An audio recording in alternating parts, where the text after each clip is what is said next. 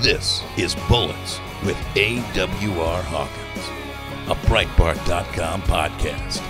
Here he is, the host of the podcast, AWR Hawkins.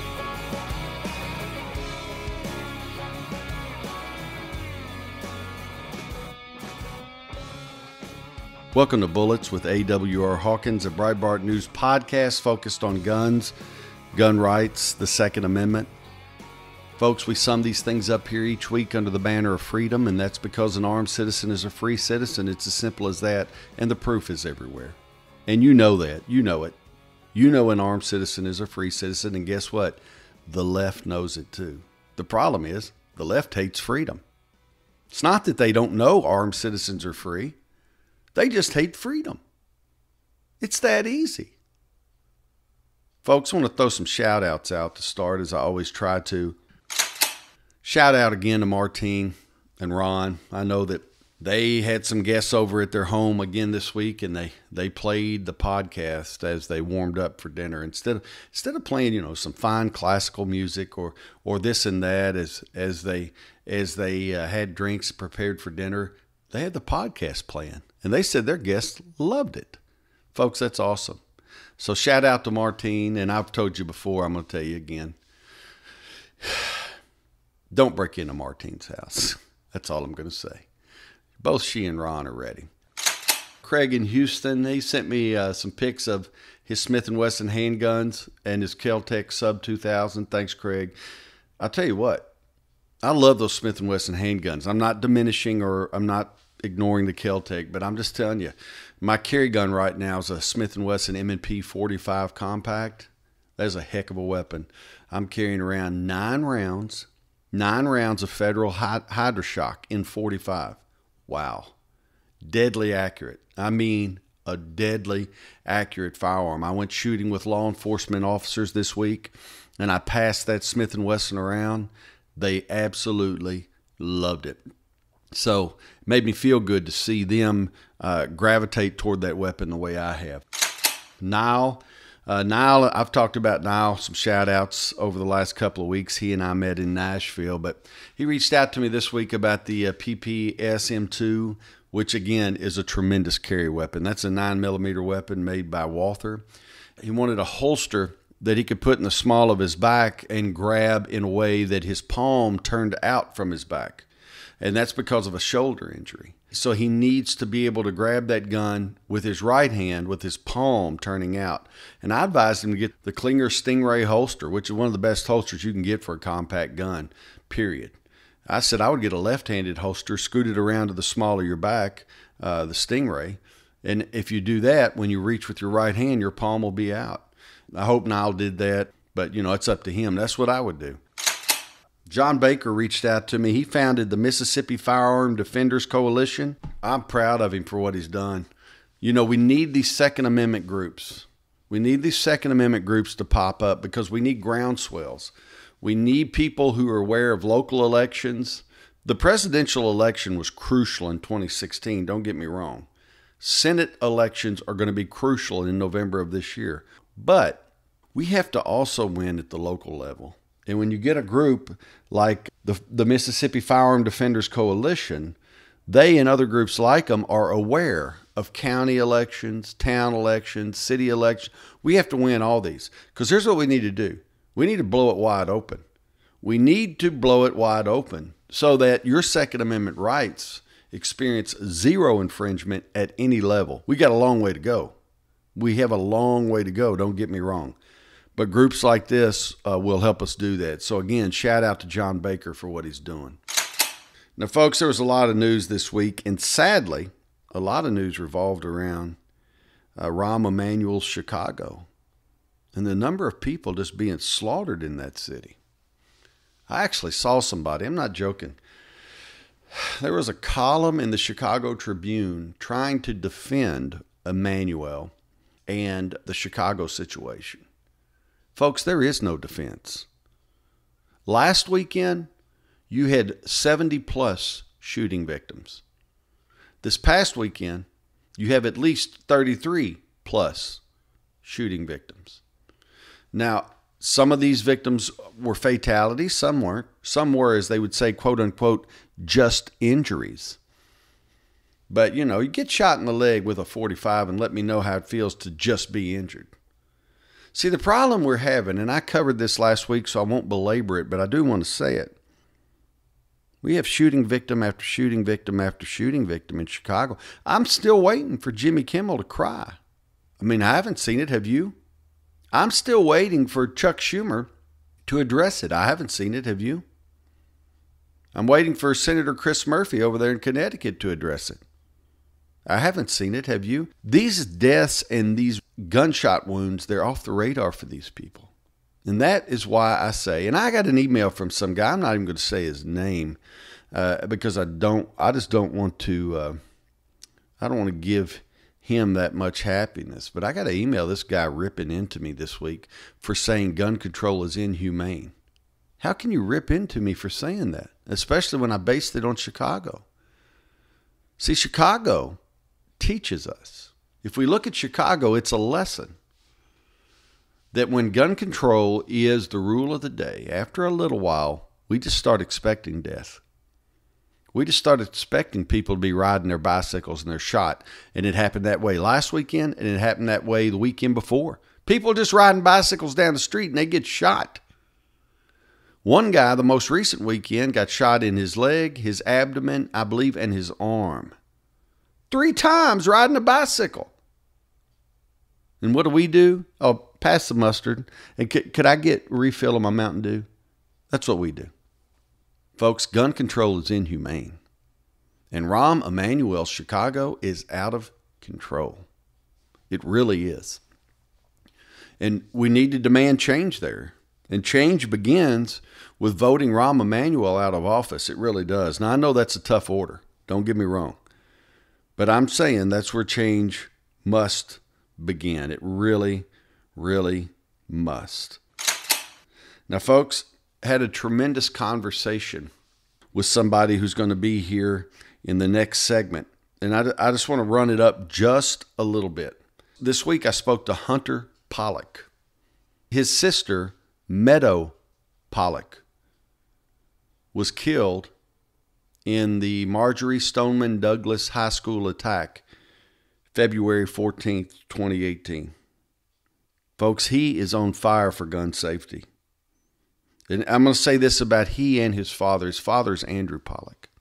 To the best of my ability to read things, they're not after personal gain. They're not after fame. They're literally after school safety. And the thing I love about Hunter is he understands that firearms are part of that. Firearms are part of school safety. There has to be a good guy there to take out the bad guy when he rolls in. There has to be a good guy who is willing to be merciless when the bad guy rolls in. There really does. Now, Hunter's going to explain all these things, and some of what he says is going to shock you. It shocked me. I read on this stuff all the time, and some of the things he told me shocked me. And he's coming up in the second segment. But I just want to say, talking to him reminded me, as school is starting around the country, I was talking about those local elections that are so important. One of the most important elections, it appears, will be school district boards. So whatever board governs the district where your kids go to school, how crucial are those board members to you? Are those board members approving armed teachers? Are those board members approving armed, trained guards? Are those board members approving other actions that narrow the points of entry to a school so we know who is coming in, when they're coming in? Are those board members weighing options like metal detectors? Because we have to have this, folks. At our schools, we have to have a combination of things. We have to have fallback defenses. We have to have perimeter defenses. We want to stop them before they get in, ideally, don't we? And that's where limiting points of entry, controlling those narrowed points of entry, that's where that is so important, right?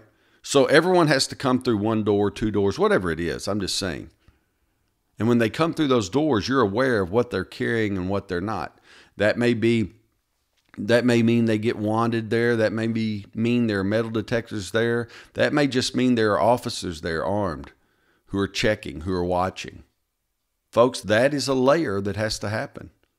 But once you're in the school, and it's a fact that no matter what we do, someone will figure out some way around it. So we have to have something in the school. If you make it through the perimeter and you decide in English class that you're going to begin shooting your fellow students, that teacher needs to be able to take you out. It's too late then for metal detectors. It's too late then for the officers on the perimeter. It's too late for them to make a difference immediately. They could come to the scene and stop the shooter, but he's already going to have taken out a few people. Folks, I'm just saying there's so much to think about. And if your school board is thinking about nothing, well, it's time to get a new school board. And you do that one board member at a time. Vote them out. Vote someone in who is serious about this. These school shootings, they happen in places where guns are not allowed. Please think about it, please. These attackers do not want anybody shooting back at them. In many cases, these attackers they seem to me in many cases to be, I don't know what you'd call them, wimps. And in some cases, they are deranged. And in some cases, they are angry. And of course, everyone makes excuses for them, and I hate that. They chalk it up to mental health so many times. But folks, the overarching reason, in my opinion, is evil. Evil. But they attack where they know they will face no resistance. And when they attack, they want to feel tough. They want to dominate somebody else for a few minutes, whether that's 3 minutes, 2 minutes, 4 minutes, or, as in the case of Sandy Hook, over 9 minutes. That attacker had over 9 minutes of unarmed resistance. Folks, the decision to keep a school a gun-free zone, as far as it relates to armed teachers or armed security, the decision to keep a school a gun-free zone instead of putting those safety measures in place, it's just inexplicable. It's inexplicable why someone would make that decision. But you'll hear Hunter talk. You'll hear Hunter talk in the second segment. And trust me, some of what he tells you, your heart will sink. That's all I'll say.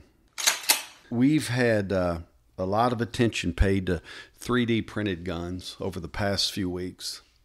We had a guy in Texas who decided to test the claims, made about 3D guns. And, the Democrats have been claiming everything from a 3D gun is going to give us a fully semi-automatic weapon. That was Senator Chuck Schumer's claim. They've been doing that. Senator Ed Markey, the Democrat from Massachusetts, has been telling us that because of 3D printed firearms now, that the 3D print cartridge is as deadly as the gun cartridge. These are profound statements. I mean, I guess they would be profound if they were true. I guess I should say that. But we had a man who tested the claims, pulled the trigger on an all-plastic gun in Texas, and it exploded. Just exploded, which is about what you would figure would happen. Folks, if you listen, when Cody Wilson of Defense Distributed was on Fox News Sunday with Chris Wallace recently, and Chris was peppering him with questions on guns and undetectability and this and that, and Cody said, look, I don't make guns that are undetectable because that would be against the law. The Undetectable Firearms Act of 1988 was clear that guns have to have enough metal in them. They have to have enough metal in them that they are detectable. And so Cody said that's how he has remained in the business he's in. That's why he's not a criminal, because he adheres to that law. But see, you got the Democrats blowing this all out of proportion, saying people are going to make guns that are 100% plastic and yada. And so the guy in Texas pulls the trigger on a gun that is 100% plastic, and it blows up. That's it. Now look, common sense should tell you that that's what will happen. When the firing pin hits a primer, which you see if you look at the back of say a 9mm or a 45 or a 40, if you look at or a 38 special, whatever you're holding there, a center fire round, if you look at the back end of that shell casing where it's flat, right in the middle, there's a small circle. That small circle is the primer.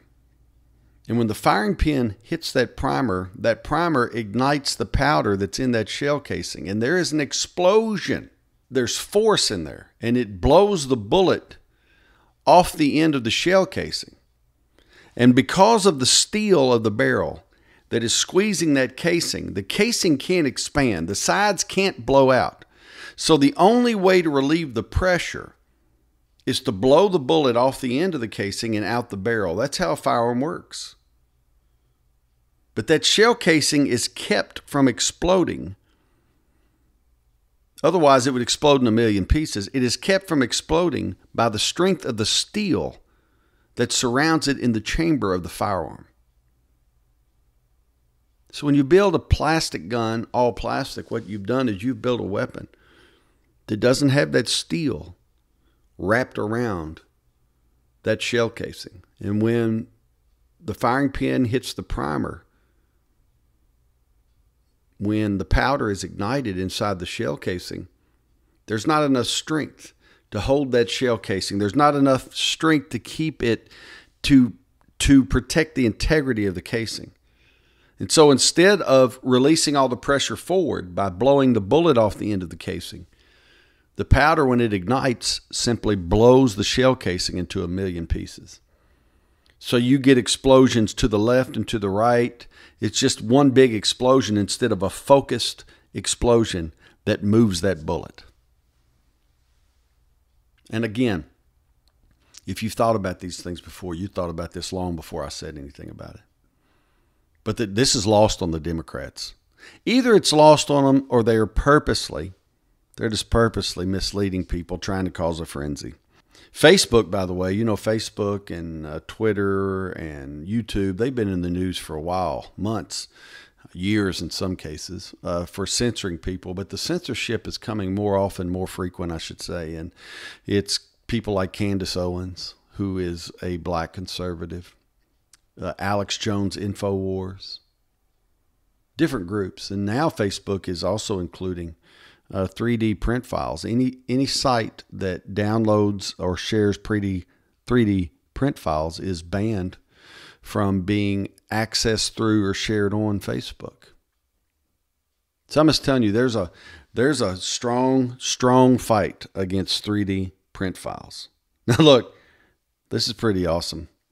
The Palm Beach Post covered this week. The Palm Beach Post wanted to show how easy it is to make a 3D gun. And a matter of fact, to make a quote unquote arsenal.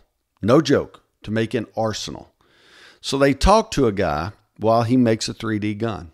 Takes him, I don't know how many hours it took him, but he makes the gun. Of course, the video is condensed. And they're talking about making an arsenal and how deadly 3D print guns are.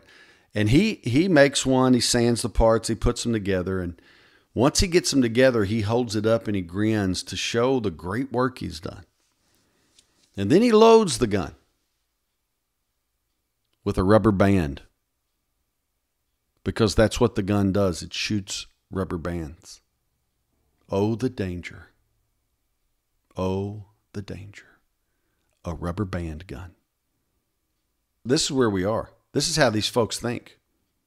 No joke. They built a rubber band gun on a 3D printer to show us the danger of 3D print files. Wow. Terrifying, isn't it? Absolutely terrifying. We had a university coach, not this week, this news of this just came out, but a university coach, I'm trying to remember, be sure I get the school right, at Florida's Palm Beach Atlantic University. The coach told a lacrosse player. The lacrosse player likes to post photos of his carry gun, of his hunting trips, of his fishing trips. The coach at the school told him in a text, quick note, if you're going to try to strong arm somebody, don't do it in a text. This is just a note to that coach, because now the world laughs at you. Told him in a text that he could choose between posting pictures of firearms and hunting trips. He could choose between that and playing lacrosse. But the coach was not going to tolerate him posting these pictures and playing lacrosse. Just wasn't going to tolerate it. No joke, folks, not making this up. Now, the player complained to the university. Again, it's Palm Beach Atlantic University. And the university set the coach straight. And now the lacrosse player is both playing lacrosse and posting pictures of his firearms. Take that. I love it. Folks, we had another episode like that this week. We had two students in California's Lodi High School system, LODI. Two students. One of them is a 15-year-old girl who was allegedly berated. Had a history teacher just barking at her for wearing an NRA t-shirt. Did the t-shirt depict guns? Now, my personal opinion, who cares if it did? But it didn't depict guns. It had the ends of a bunch of shotgun shells, and it had them colored white and red. It had them lined up in a fashion that made the American flag. So this girl's wearing an American flag on the back of her shirt, and under it says National Rifle Association. And this history teacher talks to her and tells her that if she disagrees with him and his anti-gun position, then she'll have to write an essay. Another student who was wearing such a shirt, an NRA shirt, the students were asked to change their shirts, to find other shirts to put on. Both refused. The other student was sent to the principal's office, so literally kicked out of the class that day. Now, again, fortunately, the school said, hey, there's nothing on these shirts that violates our dress policy. And they said that they're going to talk to the staff about how to properly enforce the dress policy, because this wasn't the proper way to do it. But I'm going to tell you what I love. I love when these people who think they're big men on campus, I love when they get exposed. Whether it's the lacrosse coach at Palm Beach Atlantic University, whether it's that coach, or whether it's this history teacher at Lodi. I love it. And the reason is, and I've said it before, but when I was doing my PhD, I had to sit under a bunch of these people who had lived their entire miserable leftist lives looking for a way that they could finally have some authority.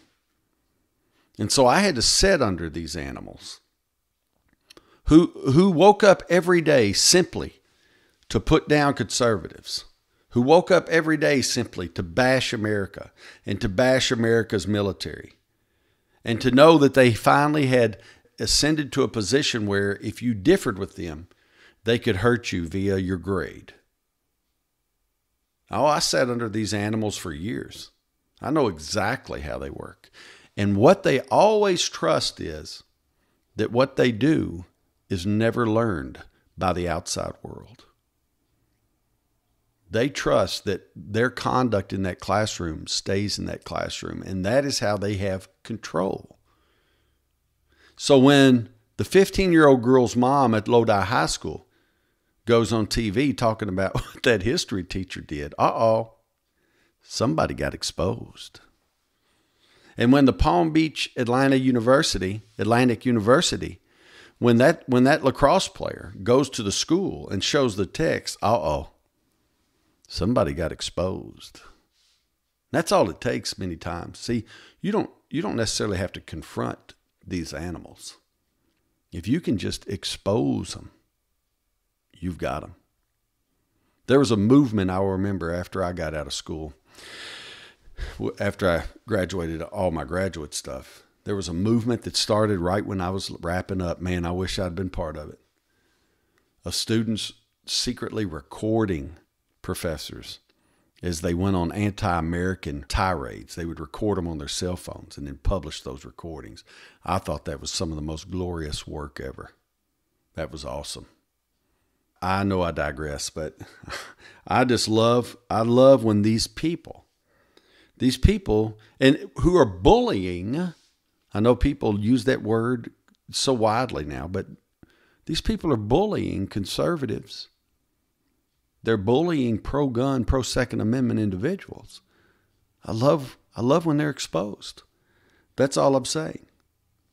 Folks, you're listening to Bullets with AWR Hawkins. We're going to take a break and so we can get back here and listen to Hunter Pollack talk. And trust me, he's got a lot to say, and it comes from the heart. We'll be back right after this. Breitbart News Daily with Alex Marlow. Censorship is a key issue here, particularly for people on the right. Do you think it was addressed adequately? Definitely not. It was useful to name check Diamond and Silk. It was useful to check even politicians who had campaign ads that were shut down. But in every case, Zuckerberg was allowed to essentially dismiss the case and move on. Breitbart News Daily, weekdays at 6 a.m. Eastern on Sirius XM Patriot 125. This is Bullets with AWR Hawkins, a Breitbart.com podcast. Here once again is AWR Hawkins.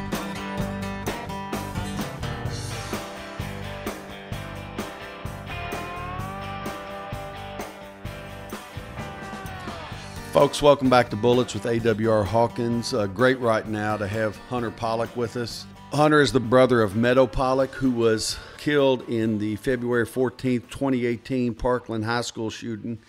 And Hunter has played a strong role since then to push for school safety while defending the Second Amendment. He hasn't given up on gun rights.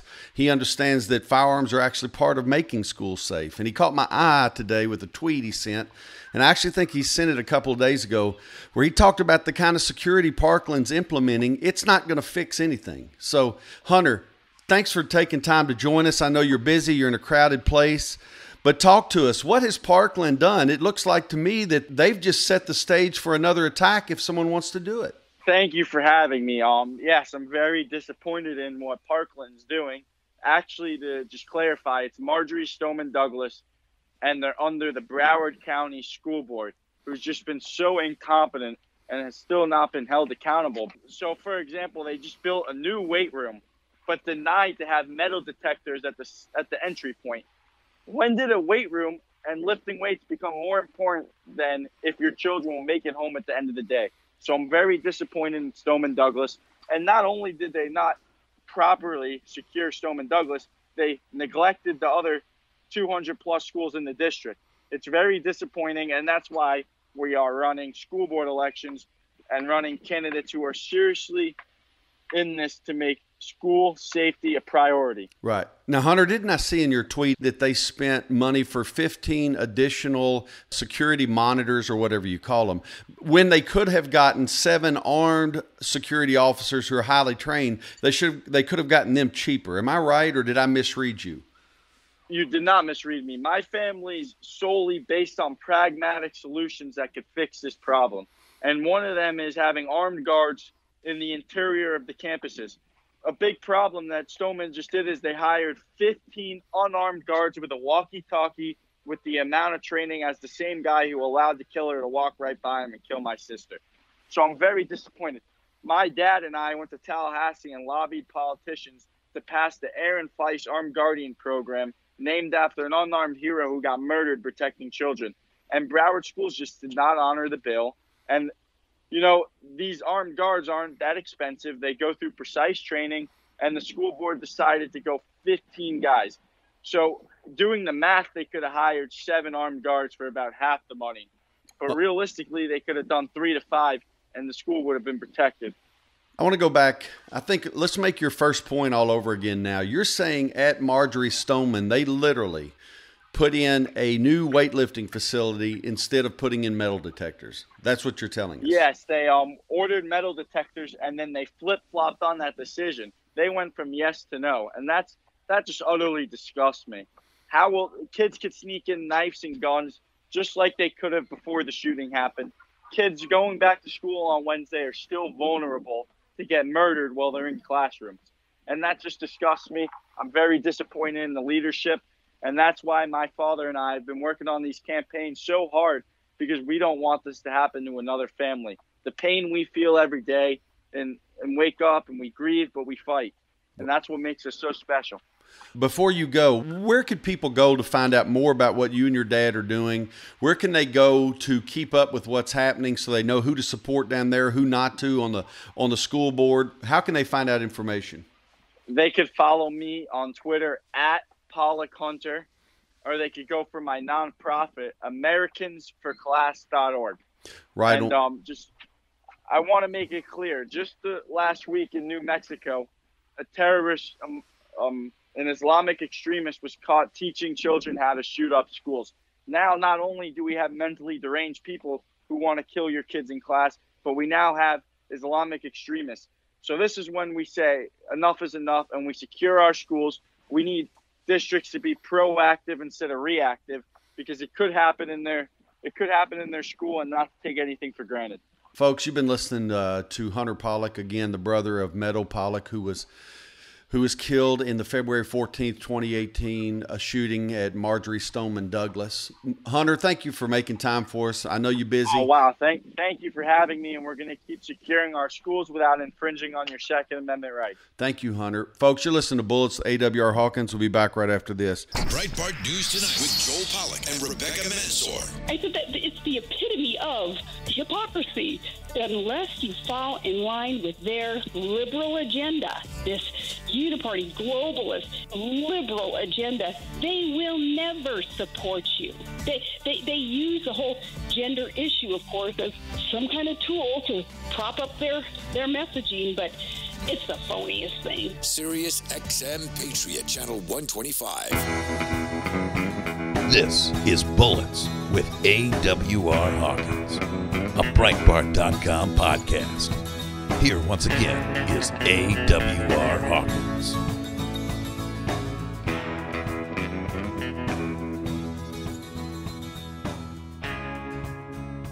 Welcome back to Bullets with AWR Hawkins. Folks, you can hear in Hunter's voice the determination. It makes me want to just pause and think about it.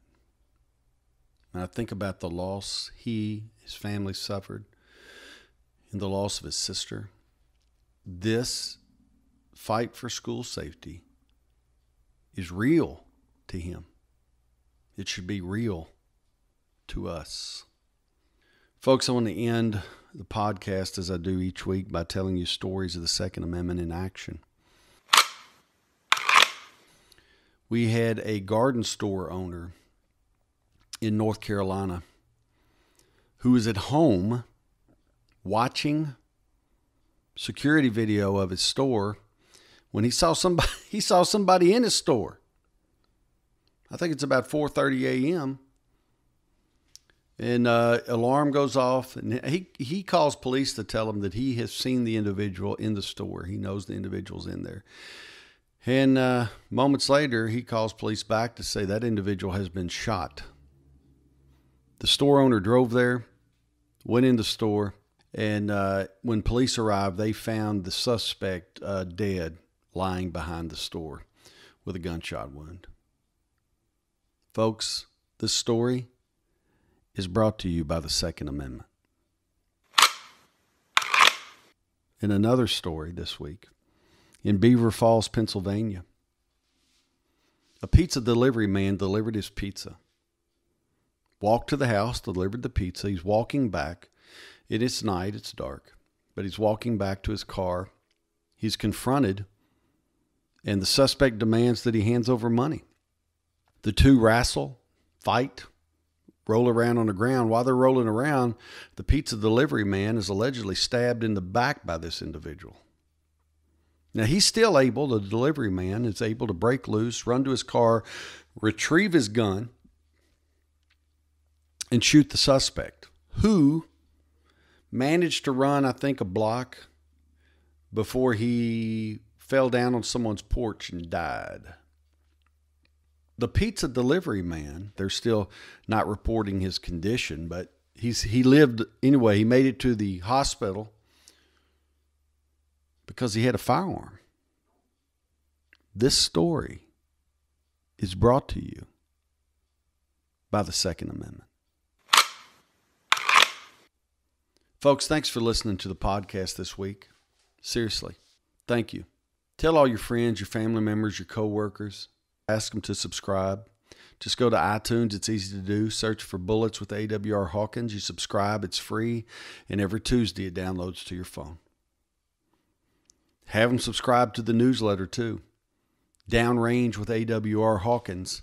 You go to Breitbart.com, Breitbart.com/downrange, and you can subscribe right there for free. You just put in your email address, and the top gun news stories of each week come to you every Wednesday or Thursday.